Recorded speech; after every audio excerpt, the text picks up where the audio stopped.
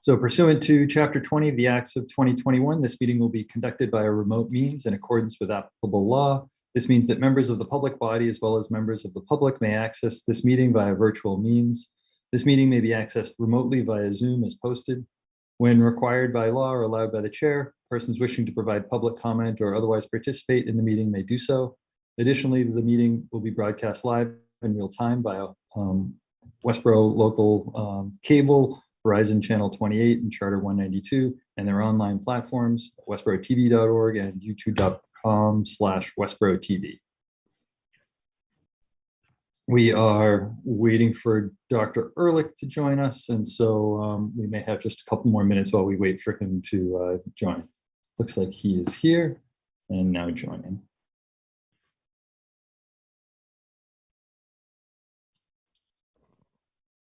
Welcome, Dr. Ehrlich. We've just read the preamble and we were about to start the meeting. Okay. I don't know if you wanted to start with what you had written at the end of last week as part of the report, or whether you wanted me to read that, or if you had other comments you wanted to start with. You can certainly start with that. I do have some comments, but. Yeah, so last week, February 3rd, COVID-19 cases continued to decline rapidly. The number of PCR confirmed cases in Westborough this past week was 56, compared with 165 the week before and 313 the week before that. There were 3 home antigen tests reported to the Department of Health this past week, compared to 9 the week before. We know that these numbers may underestimate the precise number of cases, but the trend seems clear. This pattern is similar to what has been reported at both the state and federal levels. We're also seeing improving trends in hospitalizations in Massachusetts. There are currently 1,661 persons hospitalized who have COVID-19, compared with 2,521 last week. And there are currently 273 persons with COVID in an ICU, compared with 396 last week. These numbers are 50% and 44% lower than their January peaks, respectively. So, Alan, yeah, I'd love to have you give some comments, and then if Melissa has some comments before we move into discussion.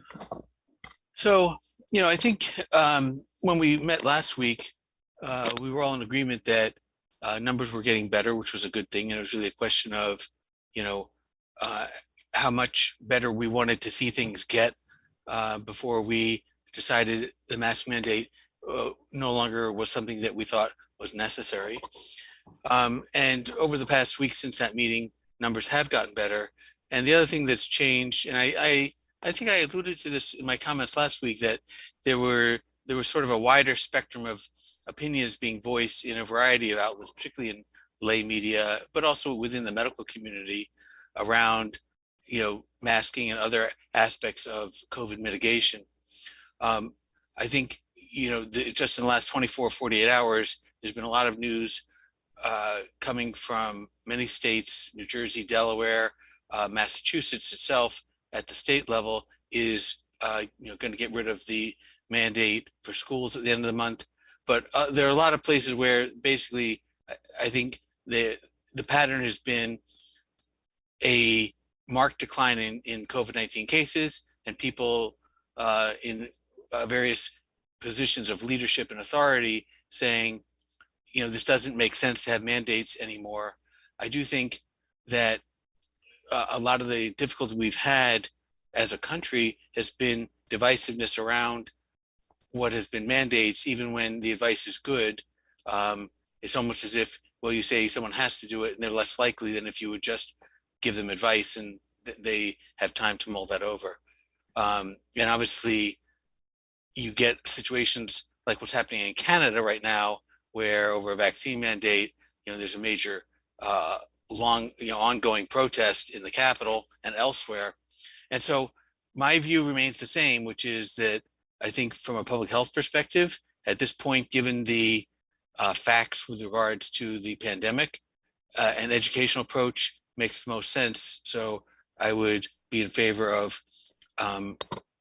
not extending the mandate for indoor masking and going back to an advisory. And what about you, Dr. Marr? I'm there. Sorry. I mean, we also before you joined, Alan, we heard that we have 10 cases so far for the week, and only needing to count today, correct, Jen? Because we count usually through Thursday. Oh, I'm sorry, today's Wednesday. So count just one more day will be the week numbers, correct? Yes. Which is even a much more, very large drop from last week, which is wonderful. So I think, especially knowing that, looking at the numbers from the past 3 weeks and seeing such incredible rapid decline in cases, that we should consider dropping the mask mandate and going back to an advisory. I do think that we were in the right place, keeping the mandate as we had. Looking at just the cases in the past 2 weeks before this. We had 59 cases as of last week, and that still put us in the high transmission level. It's just amazing watching this rapid decline, and hopefully it will continue. I do agree that we should continue with an indoor mask advisory, and I do think people should continue to keep up their guard, and we certainly don't want to see cases go back up. But having an indoor mask advisory, I think, is a good idea. Thank you both. So I think that my sentiments are actually pretty similar in the sense that I try to be data driven. I've personally set some benchmarks. I know that on some of the slides I've shown in the past, I've kind of put numbers up there. I do want to just point out that when I show slides, those are ones that I've made and not necessarily ones that the board has looked at or approved. And so they represent just kind of my own personal goals or my own personal beliefs. And so just want to distance the other members of the board from anything that I happen to present. Now, that being said, I do believe that that metric of kind of 10 cases per day is still a decent metric for kind of indicating the severity of the number of cases. And I do believe that we are now dropped below that even faster than I had expected. And so at this point, realizing that it's not just about cases, it's also about what those cases imply, whether people are getting really sick or just mildly sick, or are they, how many days of work they're missing. And so I don't want to hold that line in the sand for, the next year. But I do want to say that right now, I think that for me, that's where, I think that is a good place to draw a line in the sand. And so because we're below that, I'm also in favor of, removing the mask mandate in town in the indoor public spaces. So maybe we could move on that unless there's something that more we want to discuss on the mask mandate. I do think that we should double check afterward that we're all in agreement about whether an advisory still makes sense or when we might want to revisit that. But let's first tackle the mandate unless there's more discussion. I just wanted to mention that, so the metrics that I use are 10 per 100,000 versus 10 per our town.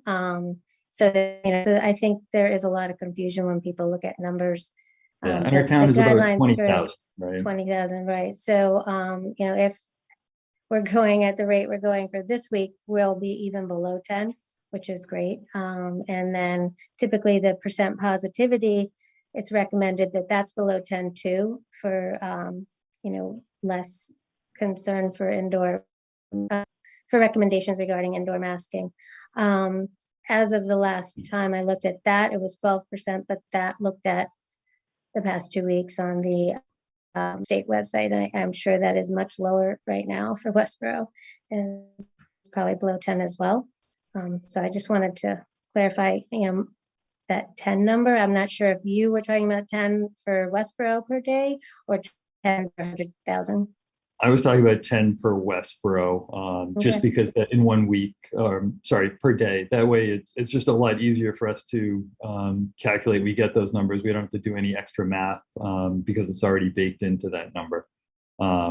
Obviously, there's many ways you could divide it, but I think that we each look at the data. We try to be data driven. It's great that other leaders, and as Alan was mentioning, in other states or towns or communities are also looking at the data and coming to similar conclusions, although I wouldn't say that that's, just means that we follow what everyone else is doing. I think it's more reflective of the fact that we're all taking a data-driven approach.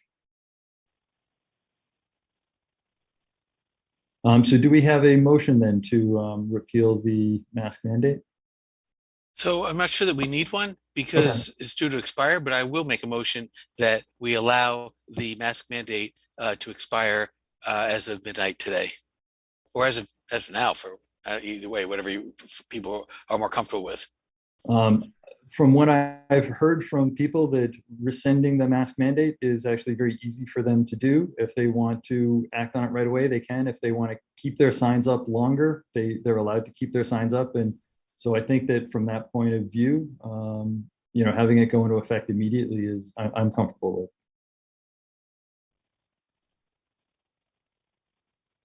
So let's have, now that that motion is on the table of an immediate rescinding of that mask mandate. Do we have a second? I second it. Okay, all in favor, Dr. Ehrlich, Ehrlich, yes. Dr. Mayer, Mayor, yes. Dr. Walsh, yes.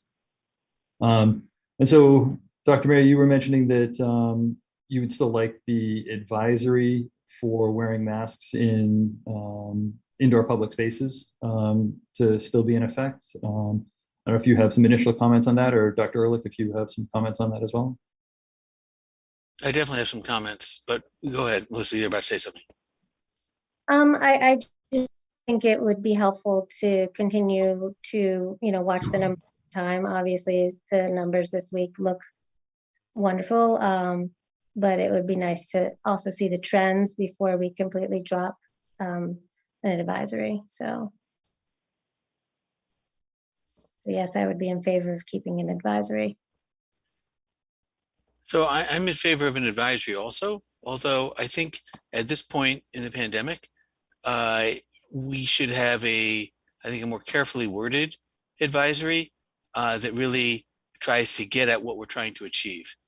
And I think the main thing that we need to achieve is protecting people who are at risk of serious illness if they get COVID, or if you live with someone who would be at serious risk of COVID if you brought it home and transmitted it to them.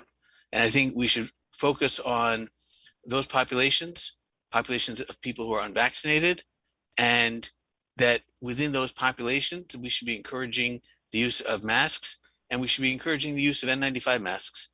And I think if we have something that is written like that, I think it will be taken more seriously by the people who need to take it seriously, and maybe more effective than just a mask mandate where we encourage N95s, but well, if you use a cloth mask, whatever, because that may not really be protecting the people who need to be protected.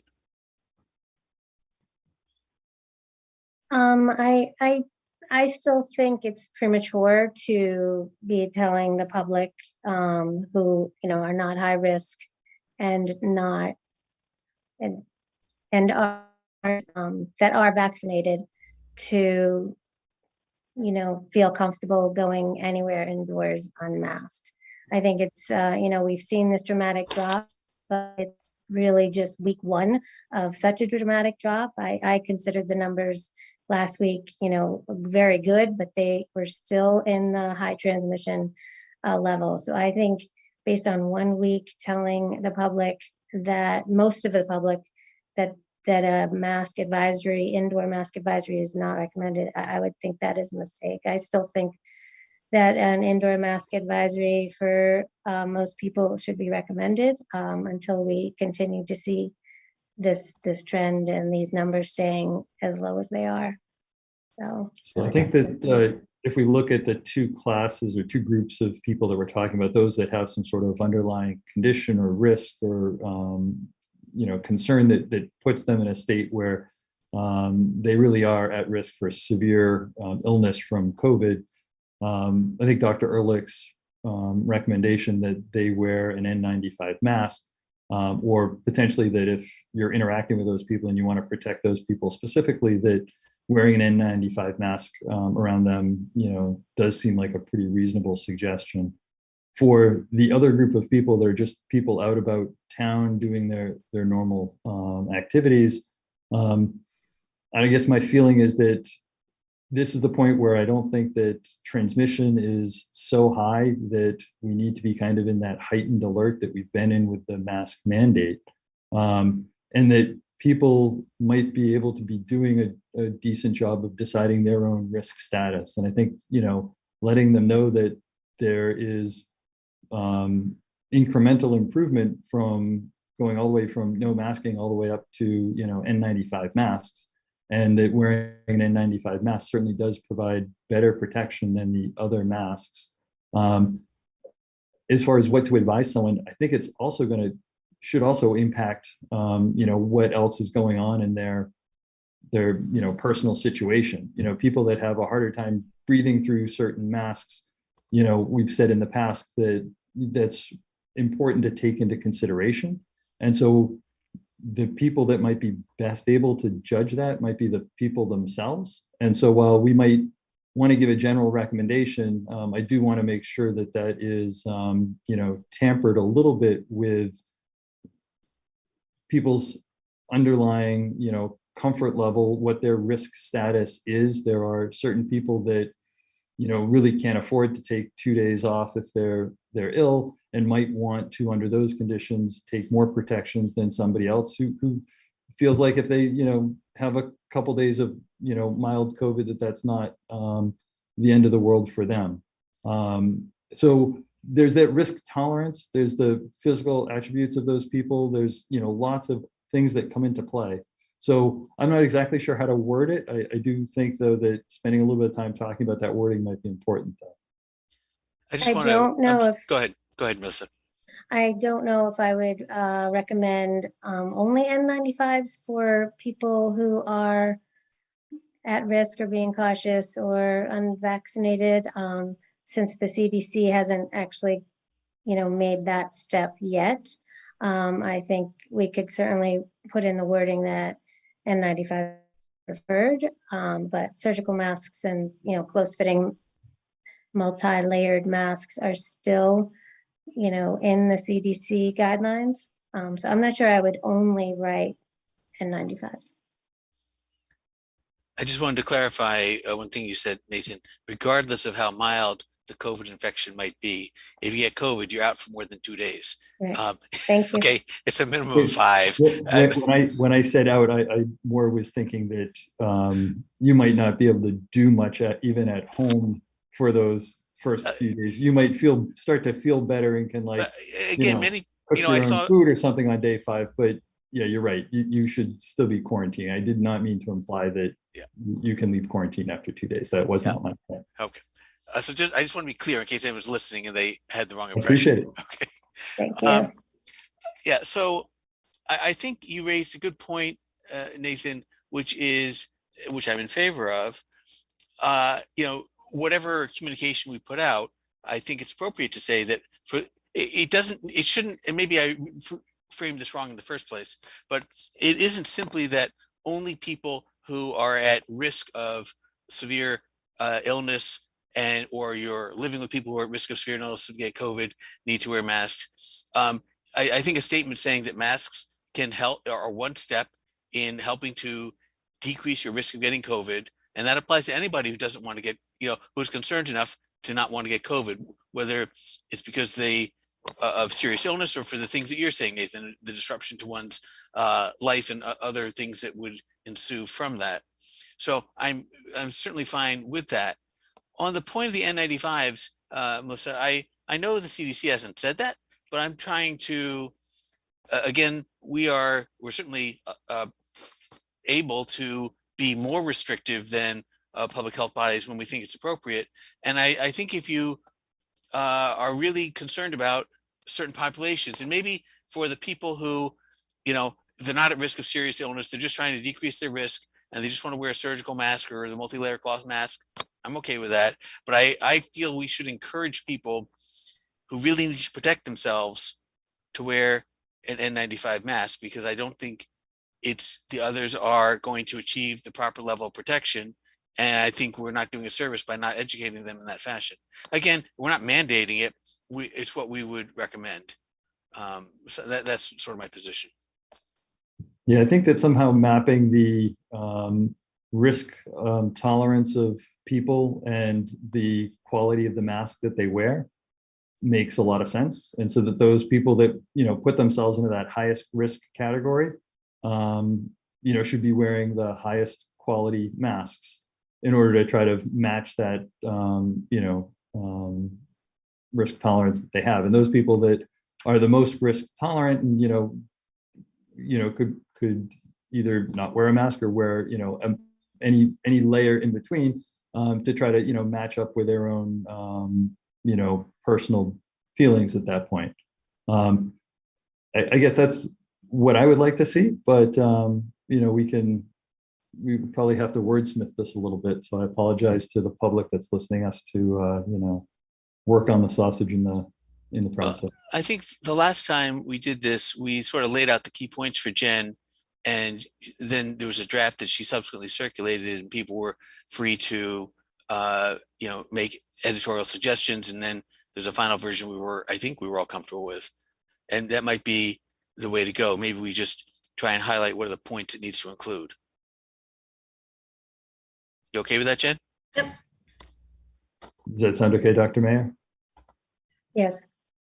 Yeah, so I think that laying out the N95 masks do seem to provide more protection than the surgical masks or the cloth masks, and that those provide more protection than no masking at all.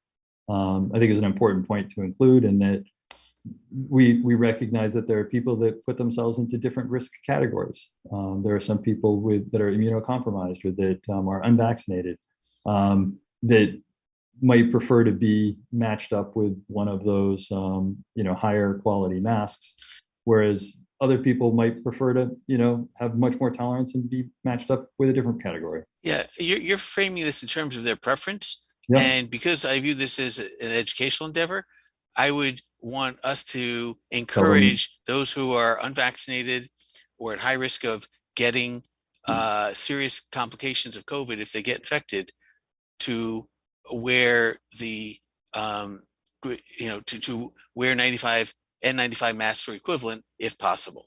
Okay, if it's not possible, we either don't have access to it or it's too uncomfortable for them, whatever, and we can elaborate on that to whatever extent you think appropriate. But I still think it's not just, well, you choose and pick. We have to be guiding people to some extent. Yeah, good. No, I think that's right on. And I think that those people that might be having a lot of contacts during the day might be another group that maybe falls in the middle there between, the people who are just at home by themselves and those people, that might only go grocery shopping versus, those people that really are, immunocompromised and, unable to get vaccinated. So for that group that has a lot of close contacts, they might fall into that middle ground as far as where we would advise them to be. I don't know if you guys think that category is appropriate to call out. Well, I think I'm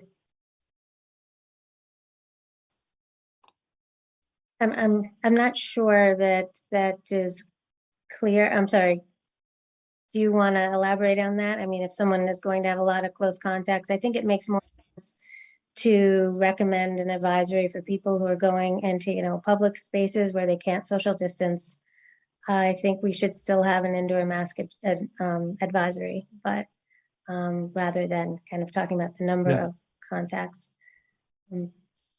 Obviously, when people are in offices with very few people and can social distance, it's a big difference than going into a busy grocery store or busy shopping area. So I do think as to advise people that it is still recommended to mask indoors, when social distancing can't be done and when they're around many people. So. Would you be okay with that, Dr. Ehrlich? Okay. Good. So let's have at least those two categories then of, those people that are in public indoor spaces. We continue to advise them to mask, and that those people that have, some of these other more severe conditions that put them at higher risk, that they should be wearing those top quality masks, the N95s, if possible. I know we'll be questioned on why we're continuing advisory, because when we placed the advisory, we were at 143 per 100,000 cases. And currently we are at 28 per 100,000 cases. Also, we're at 47 cases per day in a 14-day period. And currently we're at 5 per day per period. So if you could elaborate on what this, why we're giving an advisory now, when there wasn't one place before, when the numbers were even higher than currently, even prior to the January 3rd advisory. And I personally would recommend not dropping the advisory. We're talking about, 1 week of good numbers. And I think you really have to look at more time to say that we should completely drop an advisory. When we look at last week, the numbers were much higher than this week. And certainly in an advisory, mandate level number. So I think we really need more time to say if we're going to drop an advisory, rather than putting it back on and off and on and off over, week to week. I would like to see a good, trend like the numbers this week over the next couple of weeks before dropping an advisory. So how do you feel the difference would be of a strong recommendation rather than an advisory? Because that's how normally it's worded state-wise. They strongly recommend. An advisory is, I believe, different. So I'm wondering if we can. Do you think an advisory is stronger or weaker than strongly recommend, Jennifer? An advisory is stronger than a recommendation. Really? Yes. I always get confused when there's like storm watches versus the storm advisories and that sort of thing. When it comes to terminology and what the risk factor is, I think that either we are encouraging people to wear masks or we don't think that it's relevant and people don't need to wear masks. And so I think at this point in time, I would still encourage people to wear masks. Whether we call it an advisory or a strongly recommended, I don't have a particular feeling, because to me, they all mean the same thing. If the Board of Health is giving advice to the general public, if you call that an advisory or you call that our strong recommendation, it's still what we're telling the public to do.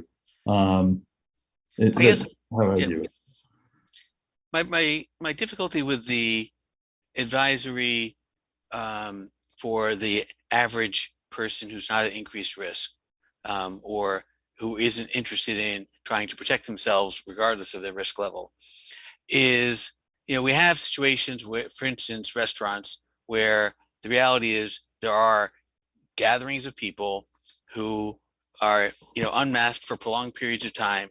We tolerate that. We're not saying we advise you not to go to restaurants. You have a situation where at the end of the month, Westborough can do whatever it wants. The state will no longer require students in schools to be masked.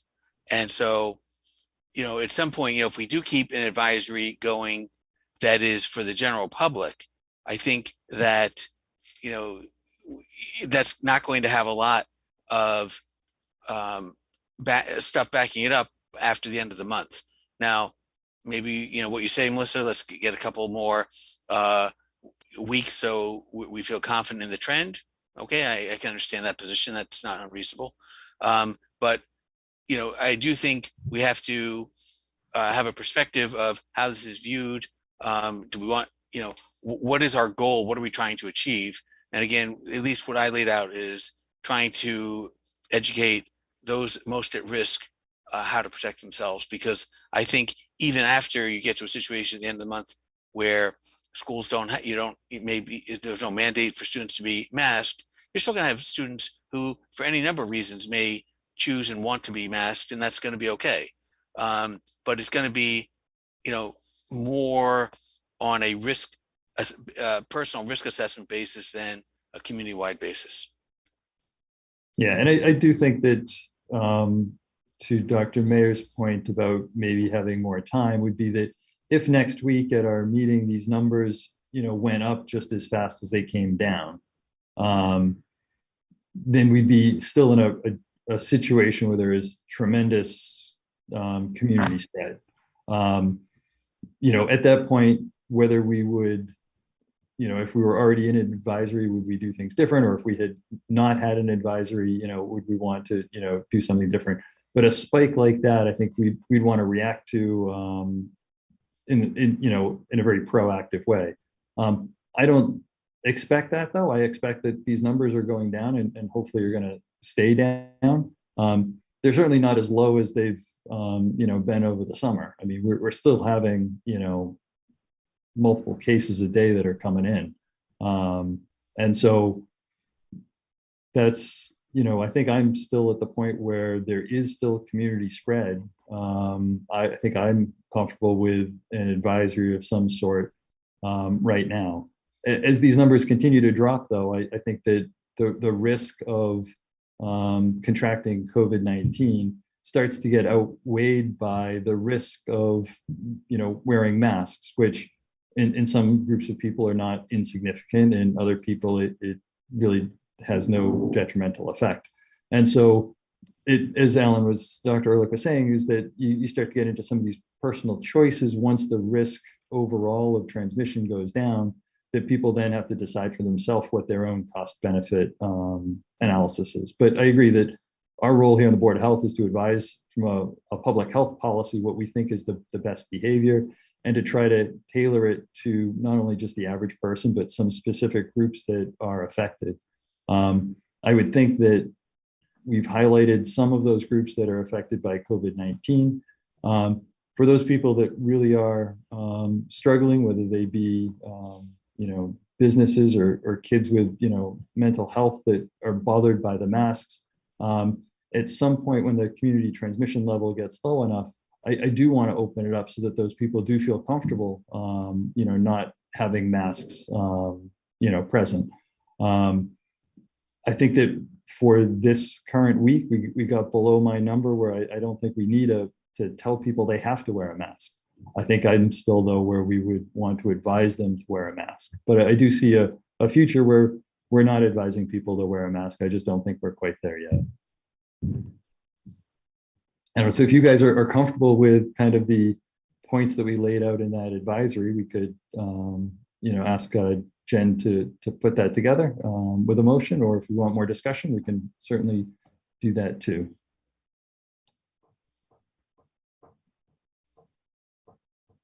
I don't have anything else to add. I think well, after the motion, sorry.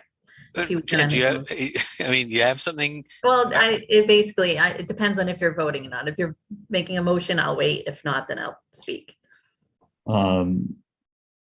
It's not about this. So. Okay. Yeah, so I'll make a motion that we have an advisory from the Board of Health that laying out those points that we had just said, and hopefully, Jen, if you didn't write them down, then I guess you can re-listen to the meeting. But I think that having a proactive statement from the Board of Health saying that we still advise masking right now. I second it. Okay, so I want to play with 3 words and see if we get consensus, or at least there's a majority of the 3 of us, because it'll affect how Jen words things. So we can advise the wearing of masks, we can recommend it, and we can encourage it.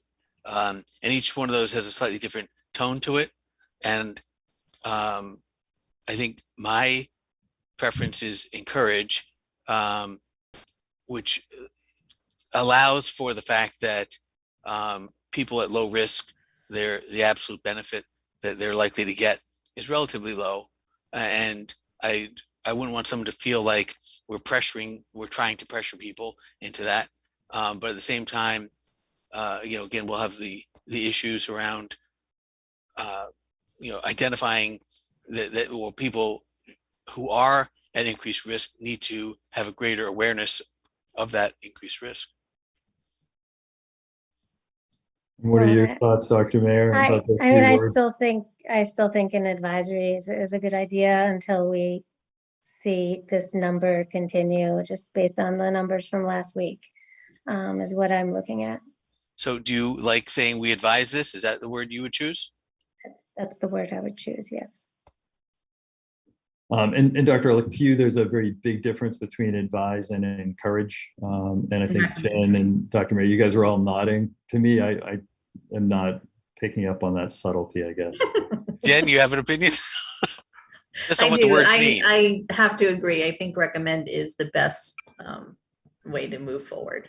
We should recommend people wear Yes, masks. I'm not saying. and advise. Yes. I like advise more than I like recommend. Do you? Yeah, so I'll go with Melissa. We'll use advise then. Okay. And maybe we could not have it be an advisory, but we can just advise the. Why don't we settle in the middle and go to encourage?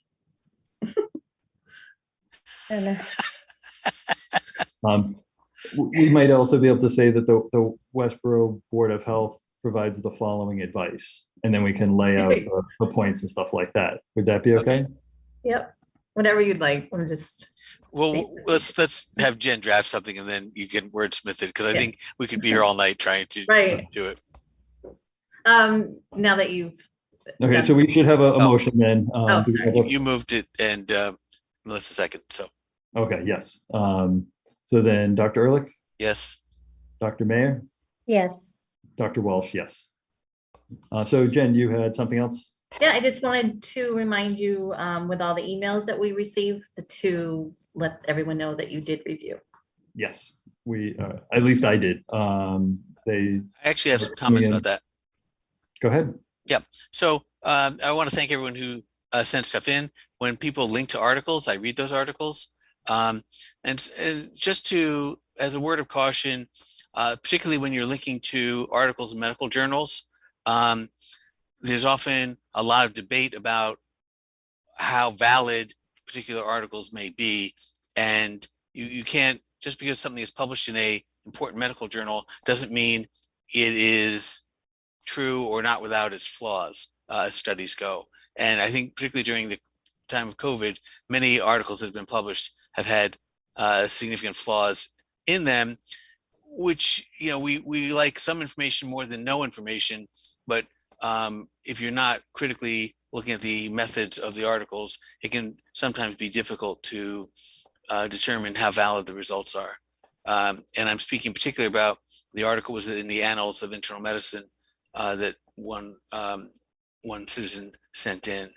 And just, I don't know, Nathan, if you looked at that, or Melissa, but it was an article that purported to show masking didn't make any difference. The problem was that their way of determining, this is a study out of Denmark, and the way they determined whether masking prevented infection or not was looking at antibodies, and antibodies are not a way to identify infection. So it was a flawed study. Doesn't mean masks work, doesn't mean masks don't work. It means you have to be careful about how you interpret the data. Thank you. Yeah, there's been lots of people that have sent in lots of articles. I would also second what you're saying in terms of the quality of the different articles vary. The other thing that I would point out is that sometimes people will read a headline, and the headline might say something like masks don't work, and they reference a study, and you click the link to the study, and that references a paper that looked at 6 different studies. And then if you go and you look up each of those individual studies and you read what those individual studies say, typically those studies will say something like, masks, reduce transmission by like 20%. And the author decides that that is, means that there's less than a 50%, reduction. And so that masks are not that effective. And so then when you trace it up into that meta-analysis and then into the news story, it goes from there being, a small benefit to there being absolutely no benefit at all. And so for those people that are, sending in the headlines and not reading the underlying articles, we do actually go read the underlying articles and trace down where those sources came from. And we do use, we do review that data when we're trying to make our decisions. So just kind of letting the public know that sometimes there's more behind the story than just the headline.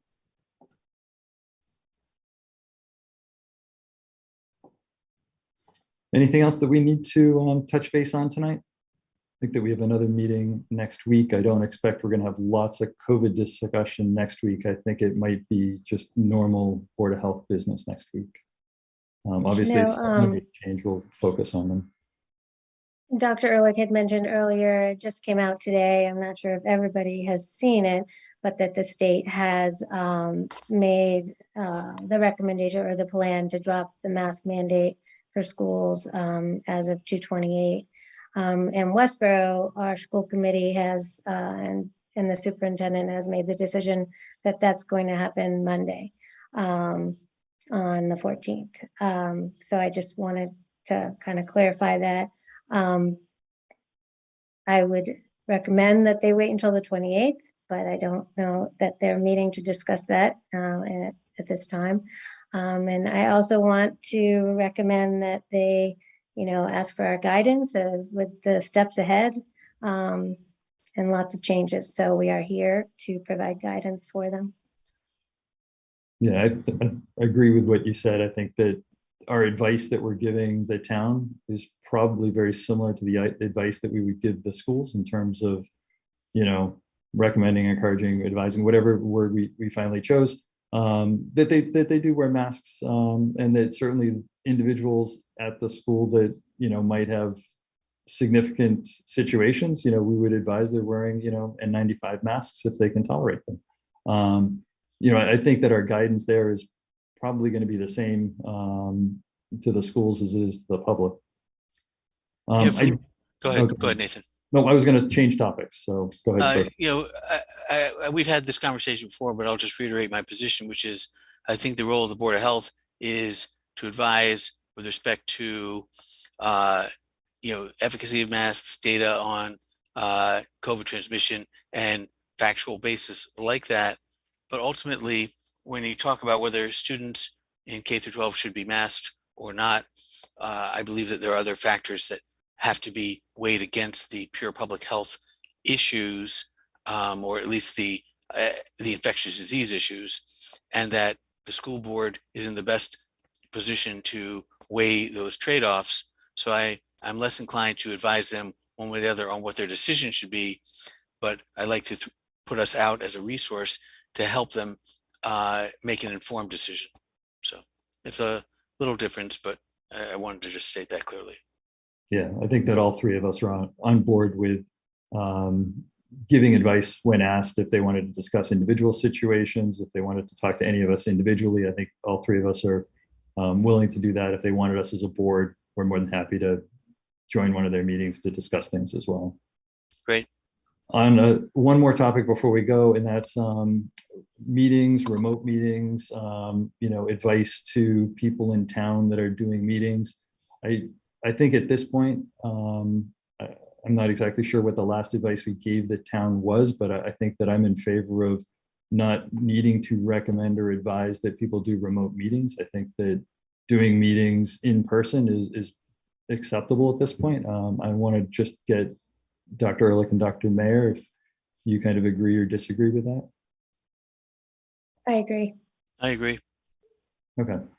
So if we did have any recommendation on the books about doing remote meetings, we should take that off the books, and just so that way the general public knows that, if you want to meet in person, I don't see a problem with that.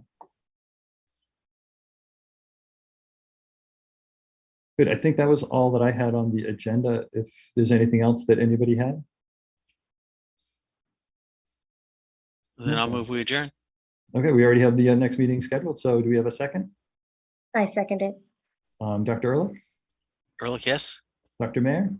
Mayor, yes. Dr. Walsh, yes. Thank you, everyone. I appreciate it. Thank you. Bye-bye. Thank you.